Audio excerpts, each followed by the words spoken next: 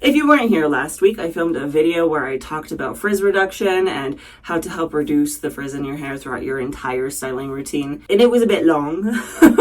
It was getting a little bit unreasonable and I didn't want to shorten it too much and take away the information I was giving you. So instead, I split it in half. So last week we talked about how to reduce frizz before you've even hopped in the shower, things you can do in the shower to help reduce the frizz in your hair, and how to pick products to reduce the frizz in your hair. So definitely check out that video if you need that information. We are now moving into part 2 where we're talking about things like how to style your hair to reduce frizz and how to dry your hair to reduce frizz and beyond. So if that sounds interesting to you, definitely stick around. Please do like and subscribe. It helps me out a ton. And if you're new to my channel, hi. My name is Lena, and welcome to my bathroom. Step number 6 is actually styling your hair. If you did a wash down style later routine, you've already picked out your products, you're stepped aside, I wet my hair back down, and I'm coming back to style it. I'm going to walk you through the styling routine that I did, talk about the products I chose and why, as well as talking about other things that I do during my routine to help reduce frizz. Again, you don't have to do all of these things, and I'm not saying that your routine sucks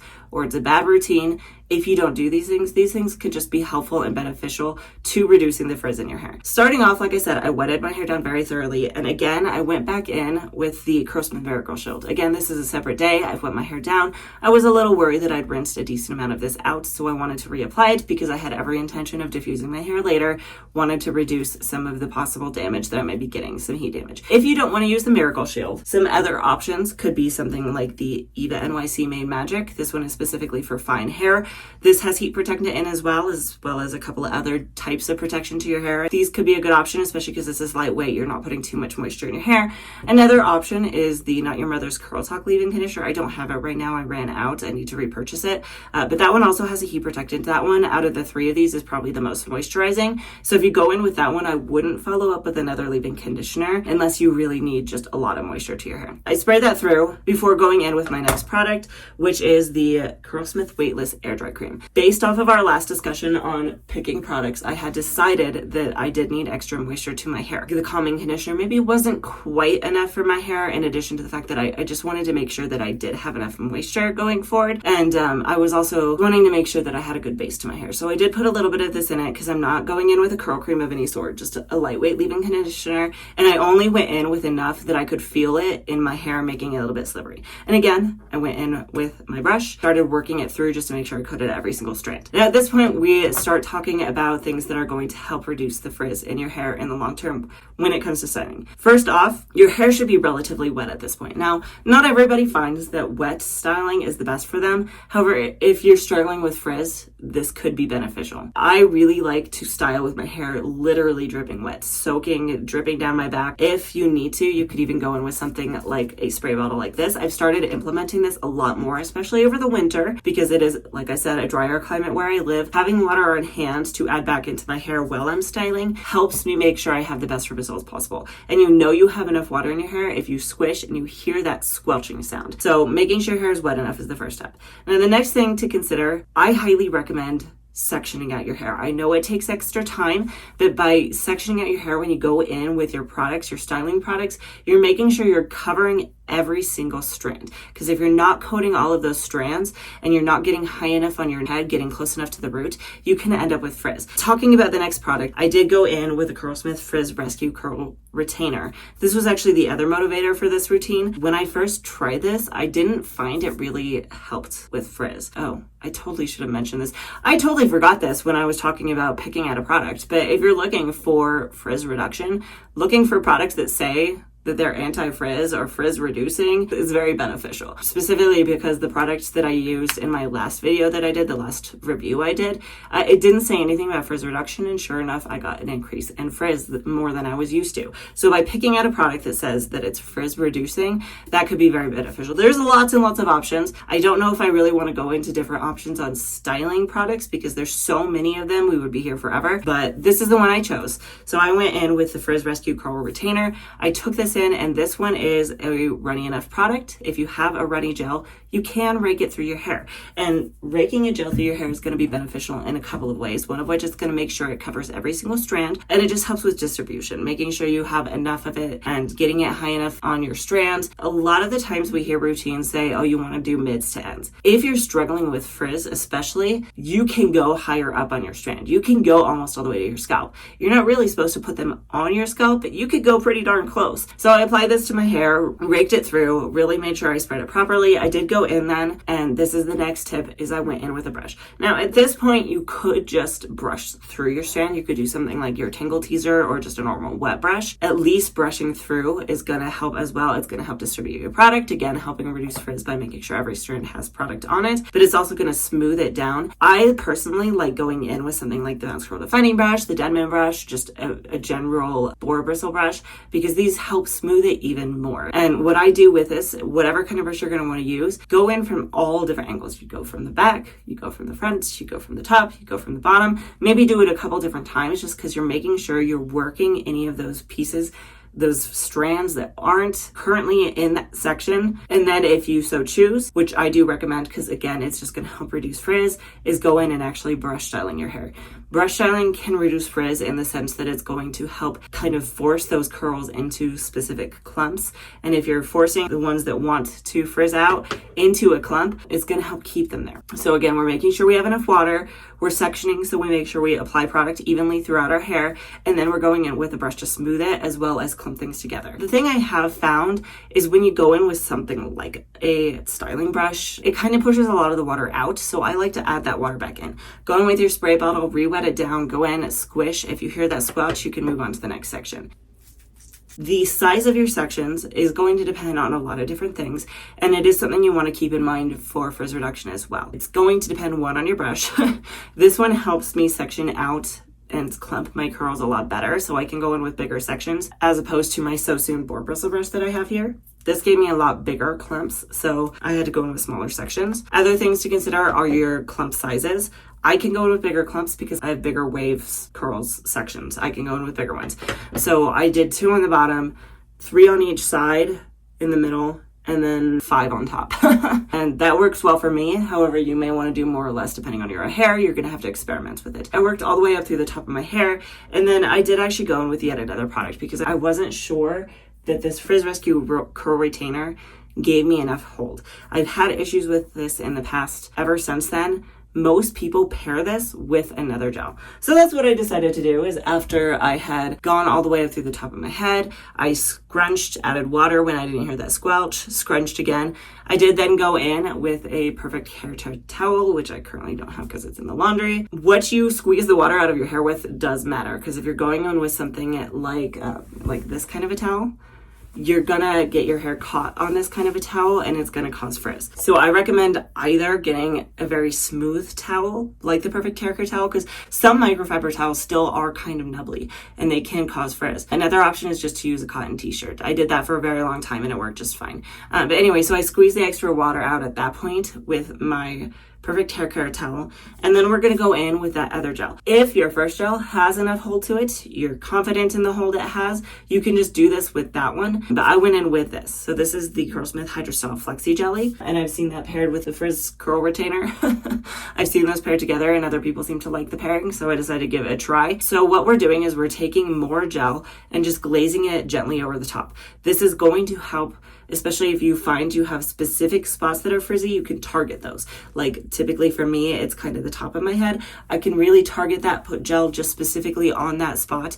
Not only that, but when we have a lot of water in our hair, that can water down our products. So making sure that you put more in when you remove that water can help give you more hold. So if you find you're styling really wet, scrunching that water out and you're getting a lot of frizz, try putting a little bit more back over the top when you're done. So that's what I did with the Hydrostyle Flexi Jelly, glaze that over the top, and then I scrunch that in. And then we move to our next step. We're at step 7 now, and we're talking about drying our hair. At this point, there's kind of a give and a take. If you are someone who prefers to air dry your hair, you kind of have to understand you are just giving yourself more time to develop frizz, either by it being touched, or if it gets a little breezy, muscling your hair a little bit, it can cause more frizz. So you are going to get less frizz if you diffuse your hair. However, it just comes down to personal preference and what you're willing to give up. But if you are air drying your hair and you're finding you're really struggling with frizz, I do highly recommend diffusing your hair. I was someone when I first started my curly hair journey who was adamantly against diffusing or blow drying my hair in any way. I just didn't want to do it. Seemed too time consuming. And then I tried it and I fell in love because it just made such a huge difference to my hair. So I do recommend at least giving it a try if you really don't like what's happening to your hair when you air dry. When you're diffusing though, there are some things to keep in mind. First of which is we have to kind of take in stock our dryer and our diffuser themselves. Some dryers have higher speeds than others. They move more air.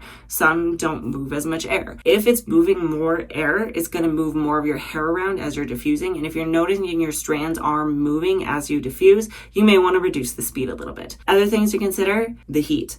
Some dryers get hotter than other dryers. And if you're noticing that your dryer is getting hot, you could do 2 things, one of which turn down the heat, or 2, you could make sure that you have used a heat protectant earlier on in your routine. That's going to help reduce any damage that is done. The way I personally like to diffuse my hair is I like to start by hover diffusing. That's just keeping it further away from your head, kind of circling around and drying it on the surface level first. And what this is going to do, 1, it allows me to put it on a higher heat because I'm not directly touching my hair. It's going to help dry my hair just a little bit quicker. 2, it's going to help form a cast around your strands so that when you go in and start touching it with the bowl of your diffuser, it can help reduce some of the frizz there. However, this isn't the case for everybody. If you are someone who likes to elongate your curls, you don't want them shrunken up as much, hover diffusing is going to be your best option because that's going to help them sit in a more stretched out position. However, if you're someone who wants to increase the shrinkage as much as possible, you can definitely go straight into cupping your hair with a diffuser. But something to keep in mind when you do that, and something I do even after I've hover diffused for a while, is you want to do what's called pixie diffusing. So the difference between pixie diffusing and just cupping your hair is you're turning the dryer on and off with each section you pick up. You turn your dryer off, cup up a couple of strands, and then you turn it back on. And what this is doing is it's reducing the amount your hair is moving around. If you have your dryer on while you're going between sections, it's more likely to blow your strands around and introduce frizz into your hair. What I personally do, I hover diffuse for a while until my hair has a little bit of a cast on it, and then I go in and start pixie diffusing for a while. So moving into step 8, 100% optional. This is going to depend on what you're noticing in your hair and what your preferences are.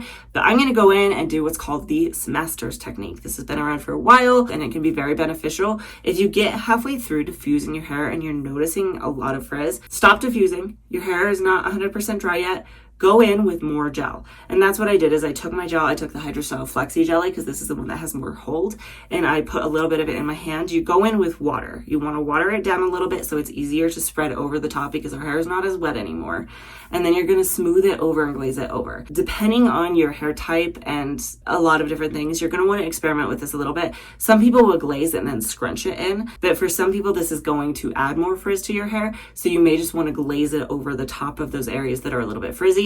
And then you go back and you continue to diffuse your hair until it's as dry as you like it to be. Depending on how wet your hair is when you do this, some people do it when their hair is 50% wet. Some people wait until it's like 80% dry and then they do it. And at that point, you kind of just want to hover diffuse and then finish. If you do it when it's wetter, you can definitely go in and continue to pixie diffuse. Now, step number 9, we are getting to our finishing touches, our final results, things like that. I personally, when I'm done diffusing my hair, I don't diffuse it to 100% dry. I just don't like how much time it takes me.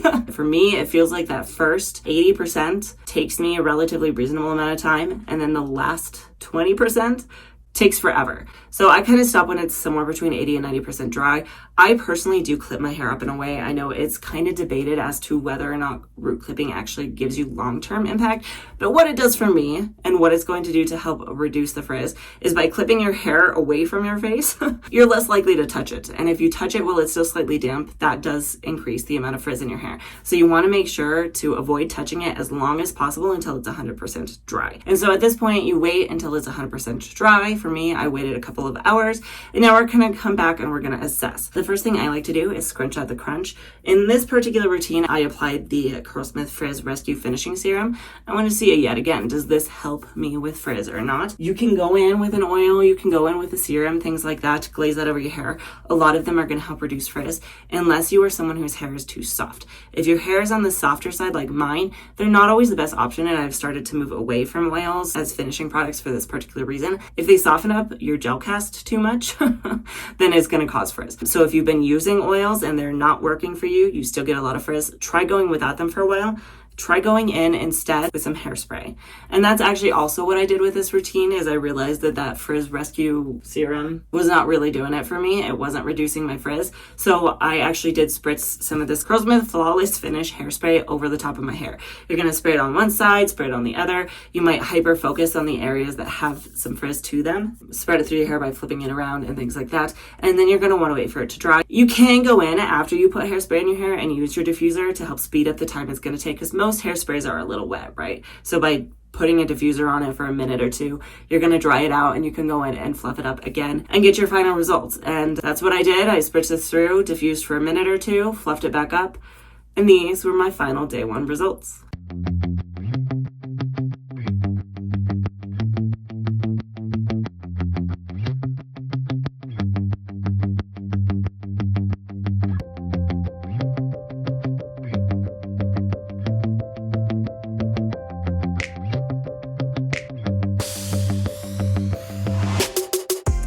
At this point, I'm sure you're asking yourself, well, Lena, we just did step 9 and you talked about the finishing results and things like that. What could step 10 possibly be?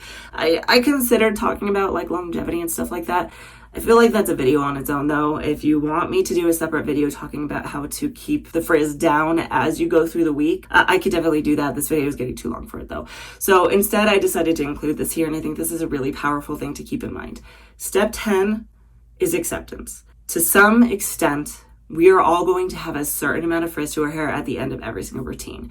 Depending on a lot of different factors, things like your hair type, the health of it, how much damage there is, how much dryness there is in your climate. There's so many factors, so many impacts. Did you have to go out in the wind? Did you have to go out in the rain? So many different things. I had to go out in the rain last night, if you couldn't tell. They're just going to cause a little bit of frizz. And we need to be okay with a little bit of it being there, because it almost always is going to be. Especially up on the top here, a lot of this frizz that I have up top, that's just regrowth. Your hair falls out, it's going to regrow.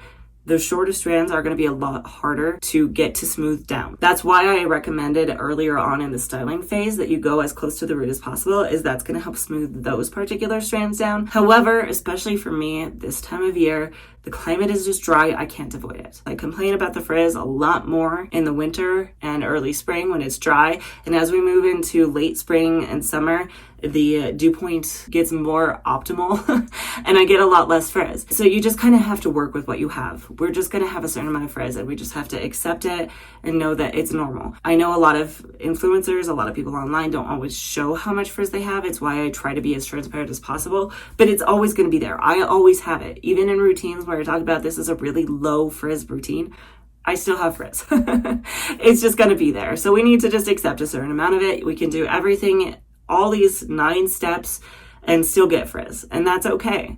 And that's kind of the final note I wanted to close on. Hopefully this was helpful to you. Like I said, you do not have to do all these steps. You don't have to use all these products. If you have a specific routine that you just love to get rid of frizz, drop those products down in the comments below. I'd love to see your feedback. And beyond that, if you like this video, definitely like and subscribe. I'm on a bit of a shuffle right now. I used to post every single Friday. Right now it's kind of just as I can. My life has kind of gotten tumbled around a little bit, and I'm just doing what I can. So hopefully I will see you again next time. If you've been around for a while, you know that when this door is open, that means one of my pets is in here with me, and currently it's my youngest dog, almost 2 years old now. Can you believe that? So I'll give you a quick video of her before parting. Let me know in the comments down below if you stuck around long enough to see her. Are you ready to get out of here? I'll take that as a yes. Oh really? You don't say. You're just done with me today? You've had enough of my nonsense? Okay. Let's go.